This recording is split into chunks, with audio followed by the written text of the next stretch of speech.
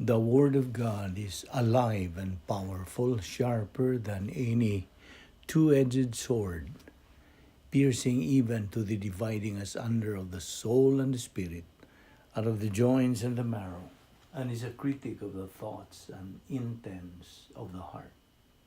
All Scripture is God-breathed and is profitable for doctrine, for reproof, for correction, for instruction in righteousness, that the man of God might be mature, thoroughly equipped unto all good works.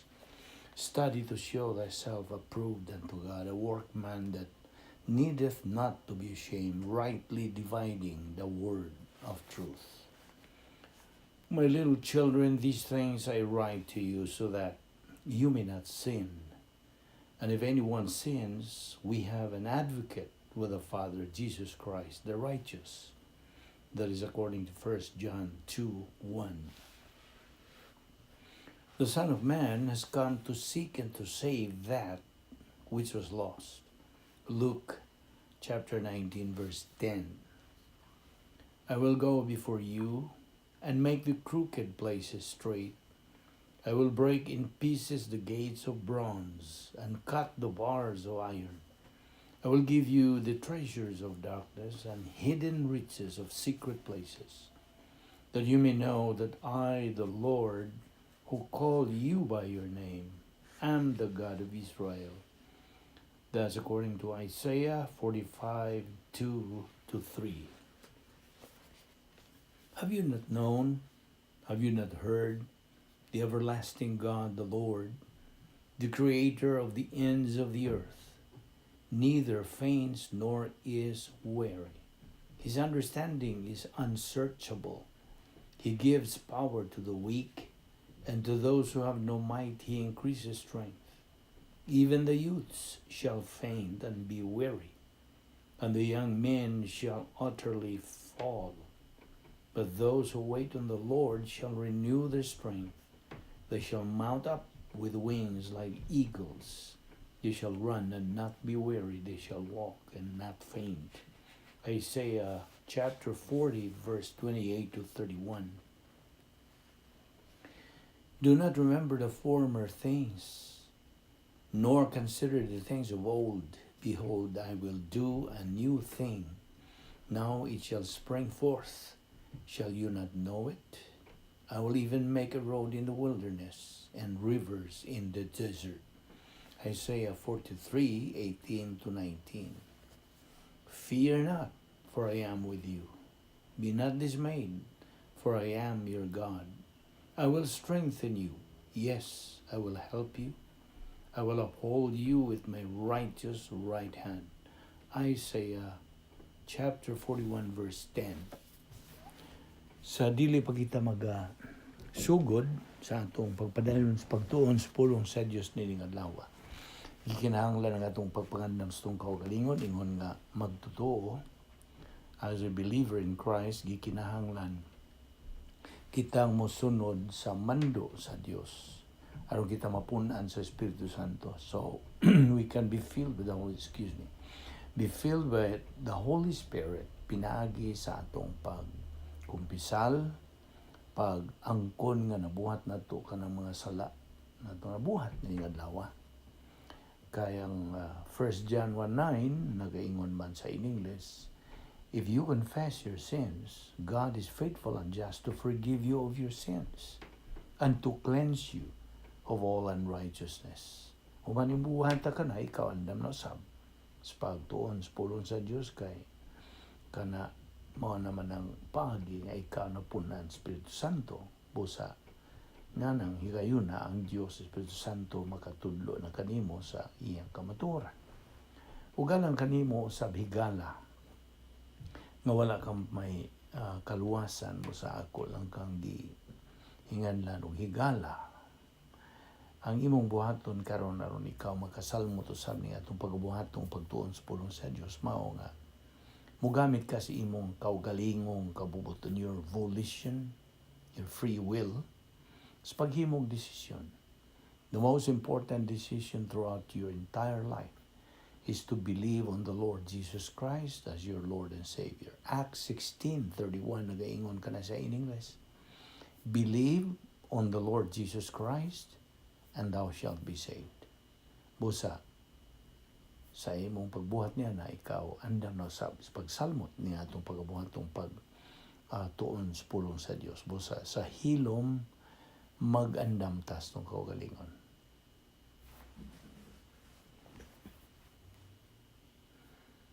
Let us pray.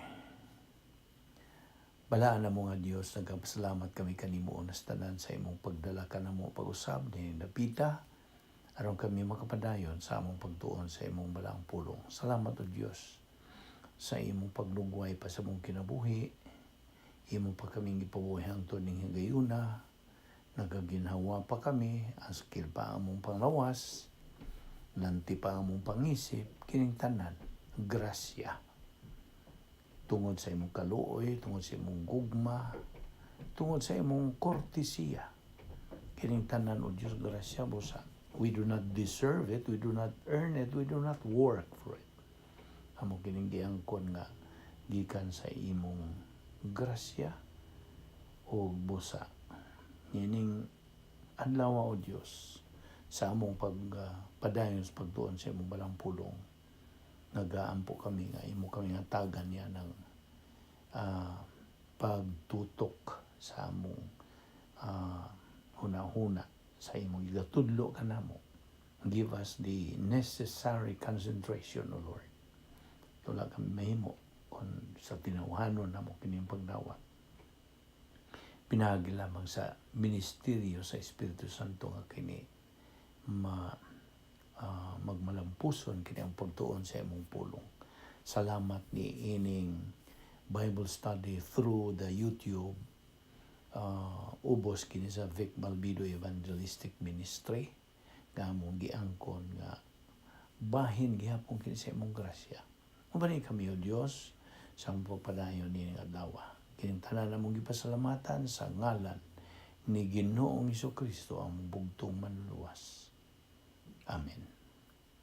Well, mayong adlaw sa tanan, mga higala, mga igsoon diyan ni Kristo.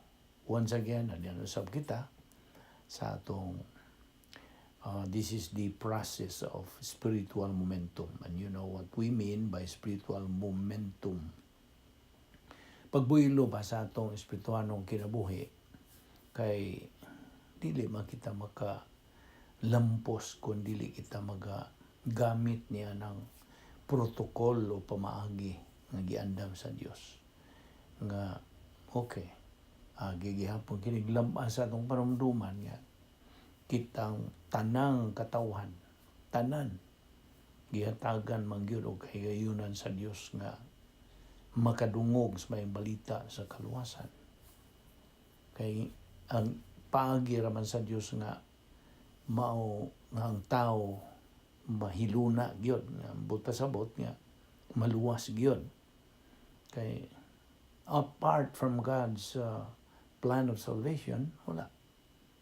Tinawhanon na hamutang ka na og wa gyoy kalampusan uway katinuoran kay ang iya haraman sa Dios ang atong dawaton ug ang proseso paagi sa kaluwasan wa man mausab sukad sa kaniadto pang wa pang tanan iandam naman ni sa Dios. He already set this plan of salvation in eternity past. Pasabot wa pa gyud ang tanan, wa pang kalibutan, wa pa pang tanan. Kay pinagi sa pagka-omnisyente sa Dios sa iyang pagkasayod sa tanan as He look at the corridors of time, kita niya ang kahimtang sa tao. Nga wa gyud laing dadangatan o padulngan gawa sa iyang kalaglagan. Mao na nga ang Dios gumikan sa iyang gugma, iyang kaluoy, mao niya itong gibalik-balik kini mga pulunga nga through His mercy, love, courtesy, and sa iyang grasya. Iya kining tanyag, andam kini para sa tanang tao. Aron ang tao dili mo adto sa impyerno. Kaya mo ramang ginidangatan sa tao. Umikan kay naibaw naman ta nga umikan sa napanunod natong sala nga nabuhat sa atong original nga ginikanan nga si Adan ug si Eva. Silang pagsupil, kita mga kaliwat Manila, napahiran ta na panunod nato ang ilang nabuhat nga kalapasan o pagsupil sa mando sa Dios nga dili pagkaon niya itong bungas kahoy pag ilas maayo og dautan. The fruit of the tree of the knowledge of good and evil. So sila nangalaglag, kita kay kaliwat Manila, laglag punta. Ang bot pasabot yan ng by the way, ana ay gimugna o kanang latid sa Dios. Bahin siyang plano nga ana ay formula nga gibasihan ni ining maong pagkalaglag sa tao. Ang formula AOS plus OSN equals spiritual death. Unsay bot pasabot sa AOS.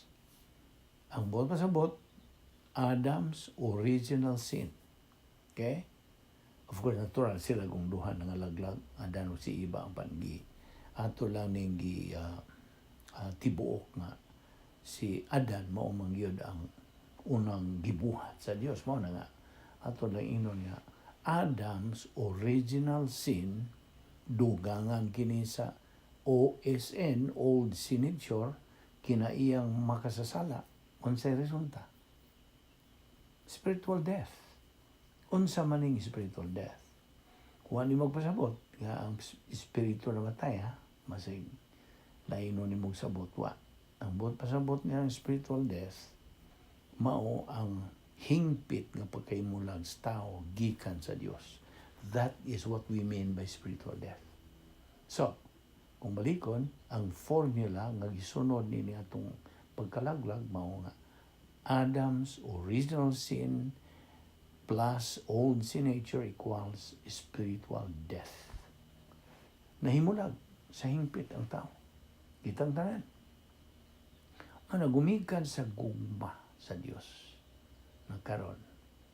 Diha sa Genesis makita nato ang iyang pagmugna nining maong kaluwasan. Genesis 3:15 na diha nga umikan sa nabuhat sa atong original nga mga ginikanan, gihimo ang plano sa Dios alang sa atong kaluwasan. Mao atong gisaysay nimo nga murag ingnon ta ang kasaysayan yun ini nga ang balang Trinidad, the Blessed Trinity, composed of God the Father, God the Son, and God the Holy Spirit, naghimo sila o ingnon ta eternal life conference. Okay? Kaya ilan man nakita lagi through the corridor of time ang kalaglagan nato tanang mga tao anang iyong ang Diyos nga mahal niyo mag-meeting ta. Okay, Diyos nga anak, Diyos Espiritu Santo mag-meeting ta. Karon sa ilang meeting, mingon ang Diyos nga mahal sa man nato kini atong binuhat.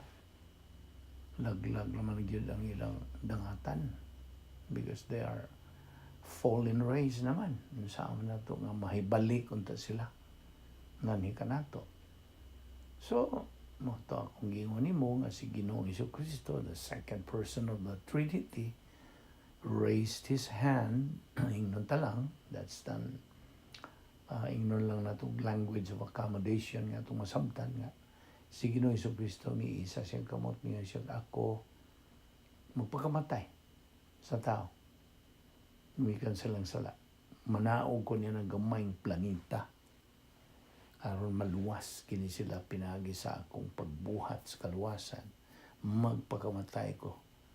Ako silang luwason sa ilang dako nga utang sa sala.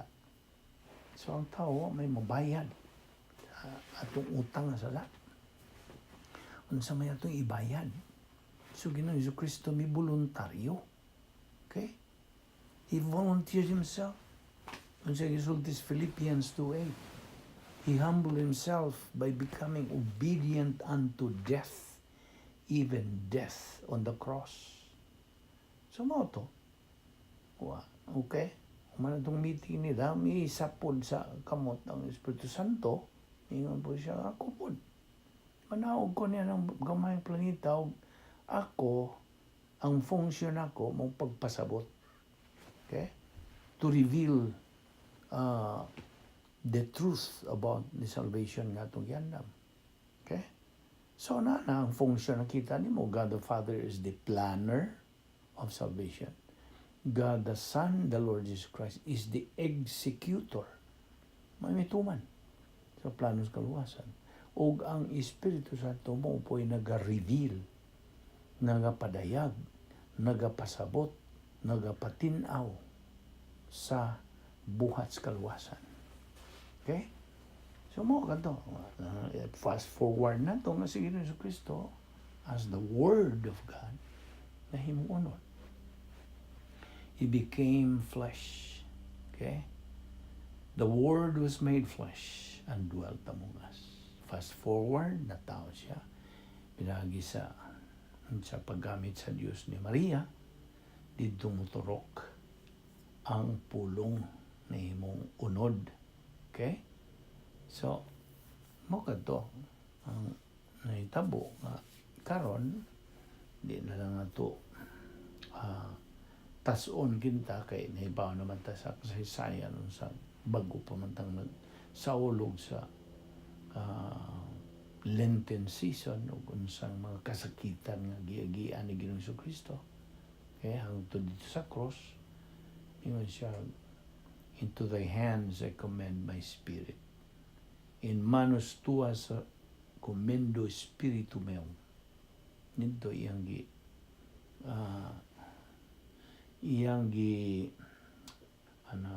singalan sabi ni saya, into thy hands I commend my spirit. Akong itugyan. Okay, I think that's the right Visayan word. Akong itugyan ang akong espiritu. Hindi ha. Karon, mao kadto ang kaluwasan. Igo kang mudawat sa unsay gitugon sa Dios nga ikaw maluwas. Unsa man? Unsa man gyud ang iyang tugon o mando o iyang tapagi sa Dios nga kita maluwas? Believe on the Lord Jesus Christ and you will be saved. Mutuo ka lang kang Ginoong Jesucristo sa iyang gibuhat dito sa cross. See? Ang sa lisod ba yun yung pagtuo? Ang pagtuo is already inherent na itong mga tao. Okay? Inhatag po na sa Diyos, ipagamit na sa Diyos. Okay? Faith, pagtuo. Kung bahay nagpagtuo, nga mo tuo man ta nga 1 + 1 = 2. Abe? Mituod ta niya na tungod sa atong na katunan diya sa mga libro bahin sa mathematics o kung saan na diya, arithmetic. You see? Ang tuo ta by faith. Anong mituo man ta nga na ay New York, isa ko pagkakadto, na ay Amerika, na ay Asia, na ay Africa, na ay Europe, na ay Australia, nga naman may tuo man ta. Kumikan sa kasaysayan o pinagi sa mga libro bahay kasaysayan. Kaya kamaturan na. Nagkaroon kung bahay na sa kaluwasan. Di ka na mutuo nga kana pulong tugon mando sa Dios. Pamahayag sa Dios nga tinuod labaw basta ng tinuod. Di ka pa mutuo niya na. Sa kayano ang iyang kaluwasan ni ingon lang ang Dios. Tumuo ka kang Ginoong Hesus. O ikaw maluwas. Na, ang tao God, kung mo dumili, mo sa likway niya na, nabihan na yun siyang pagkagahi. He's really stubborn, you see. But, di man mabugos po ng Diyos. Di man ang tao pugson sa Diyos, kay dili na sa Dios kung mamugos. Iya lang nagihatag nga stimulus, pag-awhag, pagdapit, pag-agda. You see? Ni mo mudawat ka ba niya? O di. May mo magpadayon kasi mong relihiyon. Kaya mo maghanay mong mo imong himatan mo po imong pagkamatyan. Go ahead. Apan, naibaw ka nga. Dili na maong paagi sa kaluwasan nga gimugna sa Dios. Tumuo ka. Natiyaw mo na. Ang gibuhat sa Dios nga gugma nimo. Di man ina. Katong pagpamatay ni Ginoong Jesucristo sa krus, mao to'y pagpakita sa tiunay, bugos, timpos nga gugma sa Dios nimo. Kasabot ka. Ikaw ang tumong niya itong pagkamatay ni Ginoong Jesucristo. Unya di ka mo tuon niya ito iyang gibuhat dito sa krus. Mingon na ka, unsa lagi akong imatan mo na. No. Usar ba'y manluluwas? Sige na sa Kristo ra. Okay? There is only one Savior. Only the Lord Jesus Christ. Kay siya may kanang tuman sa mga requirements sa kanang manluluwas. Okay? Okay. Ako ipaklaro ni mo, ha? Dunay duha ka Kristo. Kristo sa relihiyon o Kristo sa Biblia. Ang Kristo sa relihiyon, dili makaluwas. Sabtagin na, di ka maluwas. Sa Kristo sa relihiyon, kay kanang Kristo sa relihiyon, kanang kaluwasan niya na pagbuhat aron imong kanang imo bang you please God, you want God to admire and to accept you. Di ra ba? Ang Diyos niyo nganong gahimo man kaglain. Nganiya na may hong giandam nimong planos kaluwasan. So mo na ang kaluwasan sa relihiyon, buhat dinhi, buhat dito, hala paningkamot dito para sa Dios, sayop. Kamo man may ng Dios, buhat. Ano sa may gisulti sa Episo 2, 8-9. Ephesians chapter 2, verse 8 and 9. We have been saved by grace through faith, that not of yourselves, not of works. Underline that work. Kanang works. Not of works, lest anyone should boast. Magpasigarbo na siya, ako'y luwas kay kabuhat ko mayo na. Okay, so mo niya nga itong pagpadayag ni mo. So ang Kristo sa relihiyon di makaluwas. Pagkaluoy niya itong nagadahong mga sila luwas na kuno. Umikan silang pagkabuutan, kung ano sila'y kontra, hinimbahon, mangyatagon, mga kanang halang doon sa katilingban. Kanang mga buhata mahimo na sa mga di magtotoo. Gusto? So dili na mo ibasihan sa kaluwasan. Those are not the basis for salvation. Why? Because it can be done. Can be performed by an unbeliever. So dili na mo. The only paagi nagyandam sa Dios mao ang iya hingpit nga planos kaluwasan. Tumuo ka lang kang Ginoong Jesucristo, ikaw maluwas. Mga buhat, Kapitulo 16, versikulo 31. Buhat. Why buhat? Pagtuo. Ano magyod nga ng pagtuo magyod? Actually, kaya yung pagtuo, mo gigamit sa Dios. Kanang taytayan ka na sa kaluwasan. You see, doon ay tulo ka klase sa tawhanong pagpanabot. Okay? Human perception. Okay, ang una ni mo na gitawag o empiricism. Ano sa man yung empiricism? Empiricismo, sabi niya, okay? Ang pasabot, human perception, pagsabot ni mong tinawhanon, pinagi sa 5 ka senses sa tao. Ano sa man yung 5 senses of man. Sense of sight, sense of hearing, sense of smell, sense of taste, sense of touch. Okay? Pinagi nini.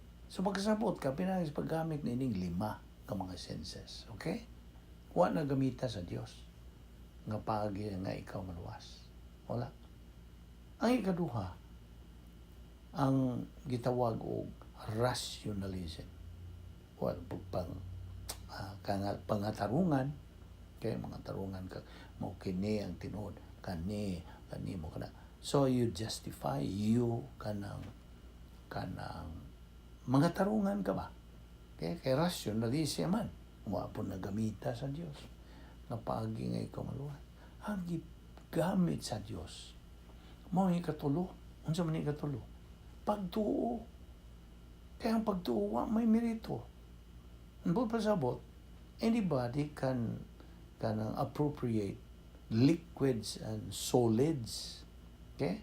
Normal nga tao, magkakaon siya og luto, makainom og tubig. Normal. Gawas na itong doon ay mga ngayong tinagalog kapinsanan, sana ay mga kabling lawas. Okay. Ang normal nga tao, kanang makatuo. Apan dili man tanan mo tuo. You see? Mao na pagtuo mo gigamit sa Dios. Pagtuo. Kaya nabito na sa Hebrews 11:1, faith is the substance of things hoped for and the evidence of things not seen. Okay? Karon kini nga tong pagtuo, maugmad ni, this can be developed sa diha nga ikaw mo sanong niya ng mando sa Dios diha sa Roma 10:17, Romans 10:17 ka nag-ingon. Faith cometh by hearing, and hearing by the word of God. Pinagi siya mo pagtuon, pagdungog, pag-ila, pagdawat, pagsanong sa kanang pulong sa Dios, mando sa Dios. Believe on the Lord Jesus Christ, and you will be saved. Nagkisa may nagsulti na, Diyos, mamakakmang Diyos. Moro na ang iyang tugon, wana. Faith is non-meritorious, way merito. Di kayo may yung, ako rin may lucky, kaya ako rin may makatuon. No. Everybody can believe. Mo nanggingon og non-meritorious. Way makapasigarbo. Episo 2:8-9 gihapon. So mo kana nga ang imurang at the moment you put your faith, total faith and trust in the Lord Jesus Christ, ikaw maluwas. He who believes in the Son has life, eternal life. He who does not believe in the Son does not have life, but the wrath of God abides on him. John 3:36. Unya diha pa Diyos sa John 3:18, o sige sulti. He who believes in him is not condemned, but he who does not believe is condemned already, because he has not believed in the only begotten Son of God. John 3:18. So, mao na kini. Ug usara lagi ka manduluwas. Wa na lain ha. Wa na lain. Unsa gisulti sa Acts 4:12. Neither is there salvation on any other under heaven given among men whereby we must be saved. There's only one Savior, the Lord Jesus Christ. He met all the requirements to be the Savior. Number one, He is the only perfect member of the human race. Usana. He has possessed perfect righteousness. Okay? Natuman niya na. O, unsa pa? Siya lamang ang hingpit nga sakop sa kaliwatan sa tao. Wa siya makabuhat og bisag gamay personal nga sala. Okay? Nakatuman si Kristo niya, siya ra ang bugtong manluluwas. So, sa diha nga imong tuuhan siya, dawaton nimo, nga imong manluwas, ikaw maluwas. That is how simple God's salvation is. So, ka may kabubuton. Mahimong mo dawat ka niya, mahimong imong isalikway. But, di man kanang imong free will, na imong, anda man ka mo himong desisyon sa imong free will. Through the free will, you make a decision whether you believe or reject. Duha rin mong pilihan. Either you believe or to reject. Now, you know, when you believe, you are saved. God gives you eternal life. That will qualify you to live with God in heaven forever. Apan kung mo isalikway siya, if you reject, mayagom ka sa eternal condemnation in the lake of fire. Nagingadlas kadaghanag impyerno. What I mean mo niya na? Yan, sa John 3:36, he who believes in the Son has life. He who does not believe in the Son does not have life, but the wrath of God abides on him. Ug daghan ang nagasunod niyaning pagdumili, kanang salikway kang Jesucristo. Ano makita nimo na sa Mateo 7:13-14, Matthew 7:13-14 o sige sulti. Wide and easy is the gate that leads to destruction. Many are entering into it.